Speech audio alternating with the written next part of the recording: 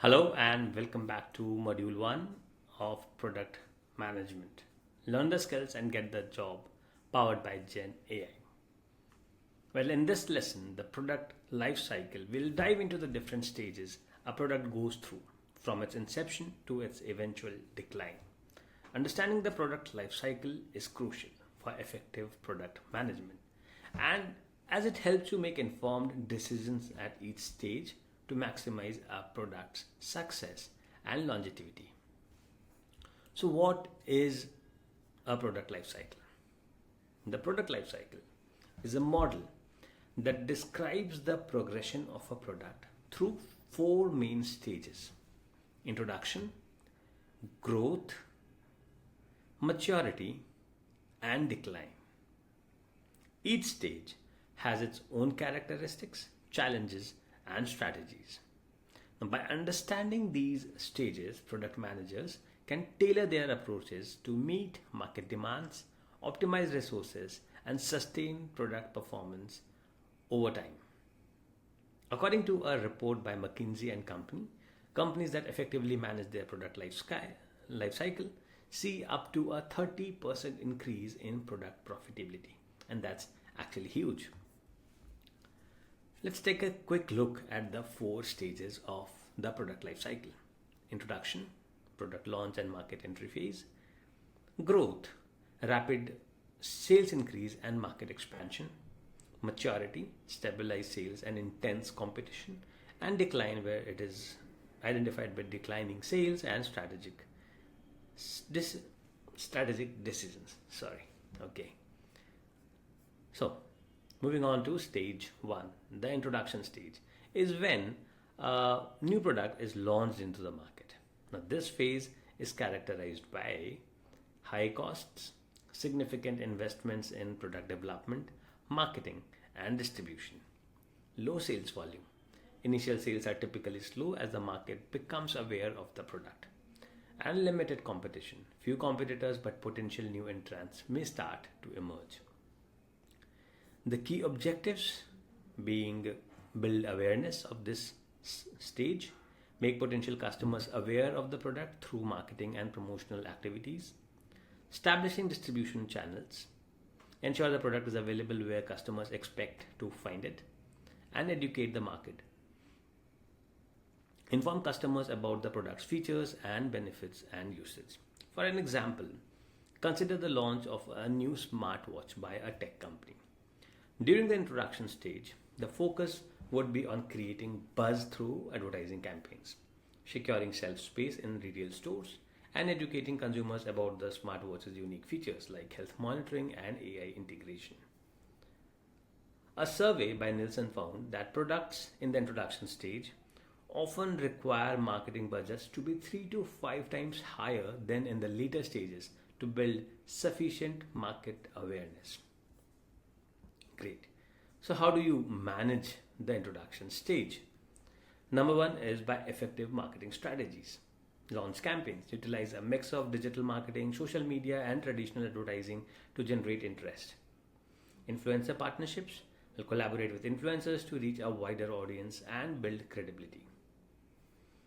Second is to collect customer feedback via surveys and reviews. Gather feedback from early adopters to understand their experiences and identify areas of improvement. And beta testing. Offer trial versions to select users to refine the product before a full scale launch. Third is the pricing strategy: penetration pricing and skimming pricing. Penetration is to set a lower price to attract customers quickly and gain market share, while skimming price is start with a higher price to maximize profits for early adopters willing to pay a premium. Moving on to the stage 2, that is the growth stage.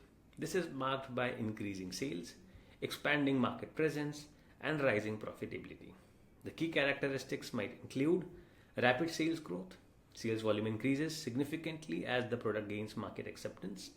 Increasing profits, economies of scale reduce costs, boosting profit margins. And emerging competition. New competitors enter the market attracted by the product's success. The key objectives of this stage is expand market research, Expand market reach, enter new markets or segments to sustain growth, enhance product features, improve and add features based on customer feedback to stay competitive, and optimize marketing efforts. Intensify marketing campaigns to maintain momentum and fend off competitors. For an example, think about the rapid adoption of EVs, electric vehicles. As more consumers recognize the benefits of EVs, sales surge, leading manufacturers to enhance battery technology, expand their charging infrastructure, and increase production to meet demand. According to Statista, the global EV market is expected to grow at a CAGR of 21.1% from 2023 to 2030, highlighting the robust growth stage of this industry. So we can say that EV industry is in the growth stage right now, with new competitors coming in, the prices coming down, the profitability increasing, and all of that. So how do you manage the growth stage? Number one is by scaling operations. You increase production capacity. Ensure that manufacturing processes can meet the rising demand. You optimize your supply chain, streamline supply chains to reduce costs and improve efficiency. Second is you go into market expansion, geographic expansion, enter new geographic markets to tap into the untapped customer bases. And you look at new segments, identify and target new customer segments with tailored marketing strategies. And then you also do product enhancements, that is feature upgrades, introduce new features or improve existing ones to enhance the product's values, proposition, and quality improvement. Maintain high product quality to ensure customer satisfaction and loyalty. Stage 3 is maturity. The maturity stage is characterized by a stabilization of sales growth, increased competition, and market saturation. Key features would include peak sales. Sales growth slows as the product reaches widespread market acceptance. High competition. Numerous competitors vie for a market share, often leading to price wars. So you can say telecom is in the maturity stage. Or the smartphone market. Profit margins stabilize. Costs may rise due to increased marketing and competitive pricing strategies. The key objectives of this stage should be to maintain the market share, implement strategies to defend against competitors and retain existing customers, optimize the costs, streamline operations to maintain profitability despite competitive pressures, and product differentiation. Differentiate the product through unique features, superior quality, or exceptional customer service. For an example, consider the smartphone market. Brands like Apple and Samsung dominate, but the market is highly saturated. And to maintain their positions, these companies continuously innovate, offer new features, and enhance user experience to differentiate their product. Analysis by Gartner indicates that the global smartphone market growth has slowed to a CAGR of 2.5% only, reflecting the maturity stage of this industry. So, how do you manage the maturity stage? Let me move myself over here. So, how do you manage the maturity stage? Number one is by product differentiation. You innovate features, introduce new functionalities that set your product apart from competitors, and brand building, strengthen brand loyalty through targeted marketing and exceptional customer experiences. Second is by cost management. You bring in operational efficiency, implement lean manufacturing techniques to reduce production costs, and supply chain optimization. Negotiate better terms with suppliers to lower costs without compromising on the quality. And market penetration.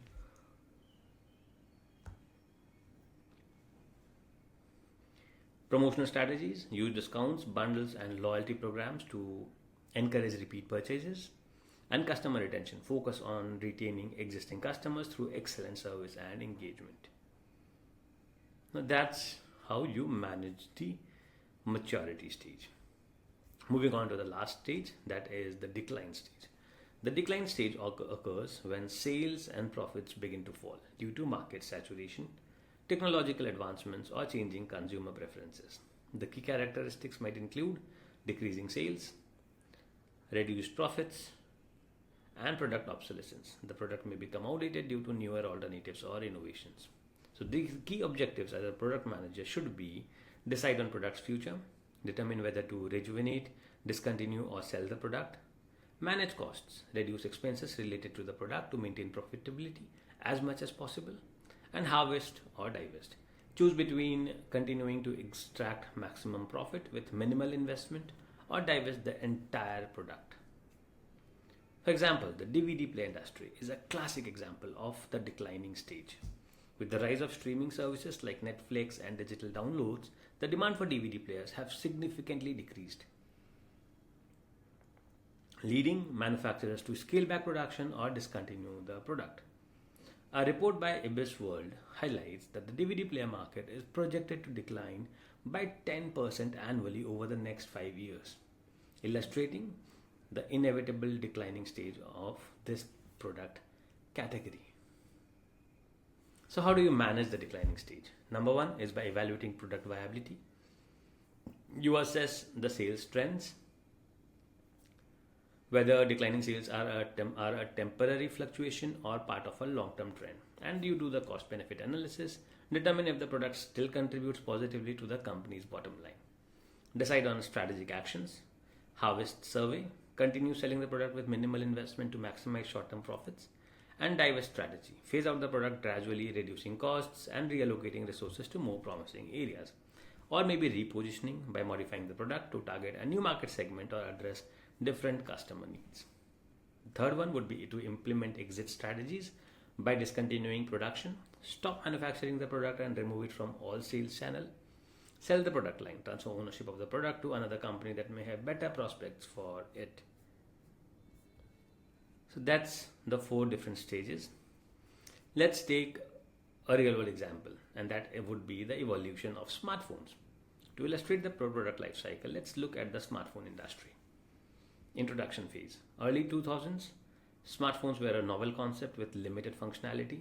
Companies like BlackBerry introduced devices primarily for business users. Challenges: high costs and limited consumer awareness. Growth stage, mid to late 2000s. The introduction of the iPhone and Android devices revolutionized the market. Rapid adoption and technological advancements drove significant sales growth. Outcomes: increased competition and market expansion. Next comes the maturity stage. 2010 to present, the smartphone market became highly saturated. Companies focused on incremental innovations such as better cameras, improved battery life, and enhanced user experiences. Challenges: slowed sales growth and intense competition leading to price wars. Decline, that was the future outlook. While smartphones are not yet in decline, potential factors like market saturation, emergence of alternative devices, example augmented reality glasses, or disruptive technologies could trigger the decline stage. A report by IDC forecasts that global smartphone shipment will peak around 2025, indicating the onset of the maturity stage and the potential for future decline. Great. So we understood the stages from introduction to growth to maturity and decline. We understood how to manage it strategically and some real world applications. Remember, effectively managing the product life cycle can lead to a 30% increase in product profitability, as highlighted by the McKinsey report. In our next lesson, key responsibilities of a product manager, will explore the essential duties and roles that product managers undertake to navigate the product life cycle successfully. We'll delve into strategic planning, stakeholder management, road mapping, and prioritization techniques. Make sure that you review today's material and think about how each life cycle stage applies to products you interact with daily. Should you have any questions, feel free to ask me in the Q&A section and I'll be happy to help.